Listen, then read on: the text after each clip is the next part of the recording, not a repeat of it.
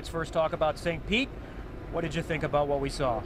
Kevin, what we saw was what we always see in Florida, a first lap crash in the first turn. And Scott Dixon, bless his heart, put it in perspective. He said, it's not the restarts, it's not two abreast, it's not how fast we accelerate, it's the idiots behind the wheel. My team, you know, the guys I race with. And he said, you know, we got a steering wheel, we got a throttle, we got a brake.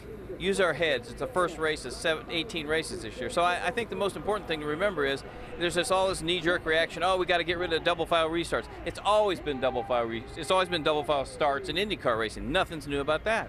Is it serving its purpose, though? Is it more entertaining for fans? Absolutely. I've not seen fans stand up at a street course race and cheer every time there was a restart until I saw it 2 weeks ago in St. Pete.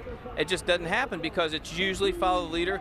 The guy that's leading the race takes off 300 yards before he's ever supposed to, and he's got such a massive lead you can't ever get near him. And this is what you better pay attention. You want people to watch this stuff. So make it more exciting and take a chance and don't abandon it. Stick with it. Well, one of the great things about the format that we have is we have time to do some things, to go off script a little bit, and we're pretty certain with Robin there's never going to be a script. One of those features is inside the helmet. We've got the names and pictures of every driver in IndyCar in here. We have not rehearsed this. Robin doesn't know what we're doing. We're going to pick a name, and he's going to just give some random thoughts on who we have. Here we go with Vitor Mira. Vitor Mira says, let's get to Indianapolis, kids. I'm sick of road racing. AJ knows ovals. I know ovals. I've almost won 4 or 5 of them. I'm tired of road racing and street racing. Next up, we have Sebastian Saavedra.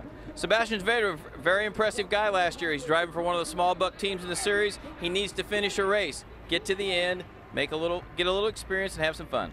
Mike Conway. Mike Conway doesn't say a lot.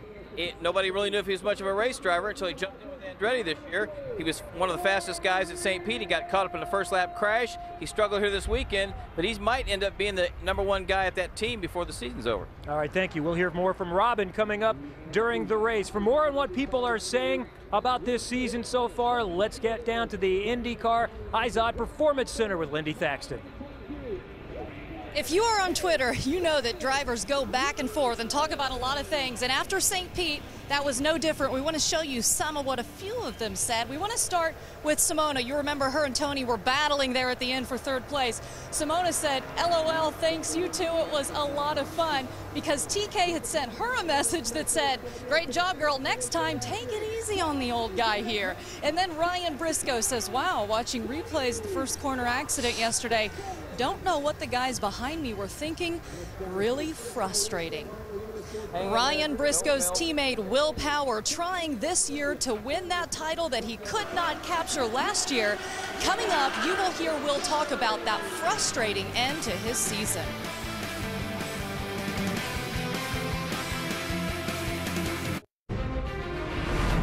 They have thrown down the early gauntlet as the team to beat in 2010 by winning the Sao Paulo Indy 300.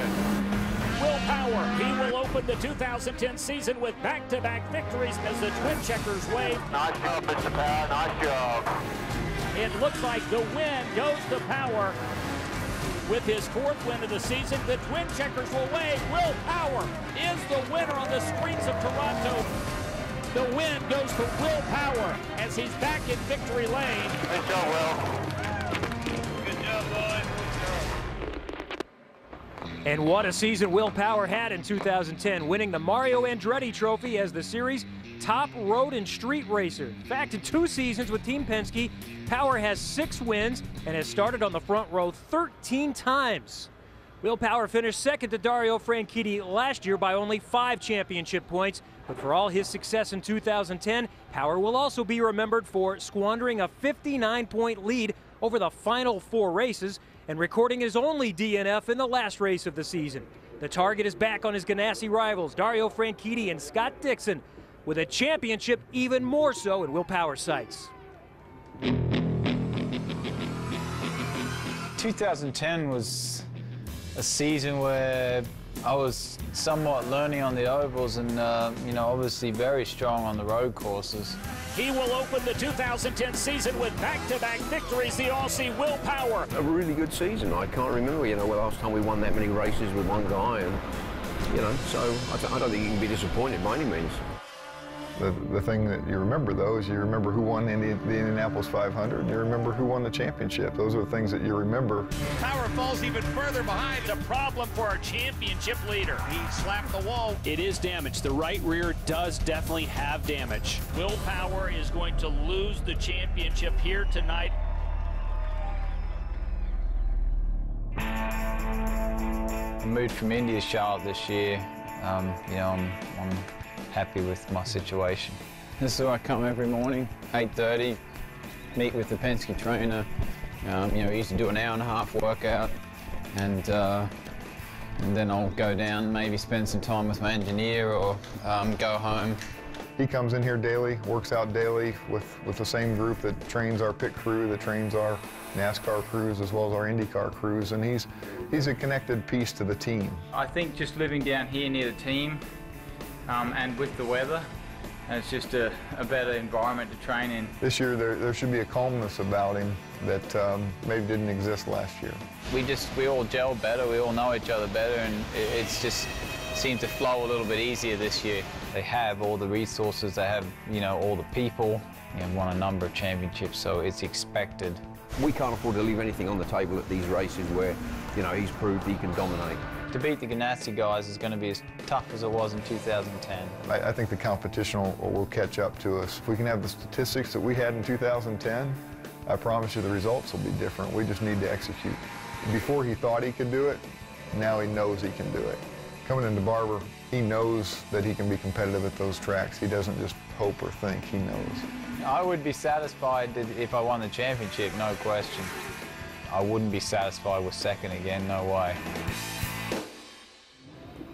I talked to Will Power just moments ago, and he told me, losing the championship last year made me more motivated for this year. He said, I realize at the road and street courses, I have to gain max points. I have to put as much distance as I can between me and the rest of the field. And he's pretty good at these places too, Kevin.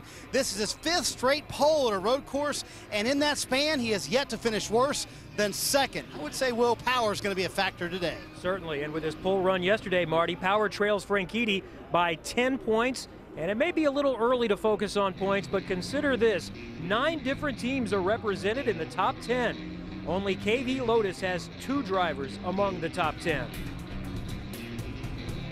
Verizon driver Will Power hopes to make his own highlight video today. When today's race is over, fans can catch the Verizon race recap on their Verizon mobile phones.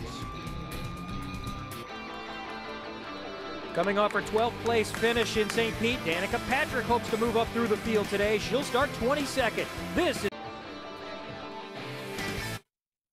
is presented by Verizon, official wireless partner of the IZOD Indycar Series.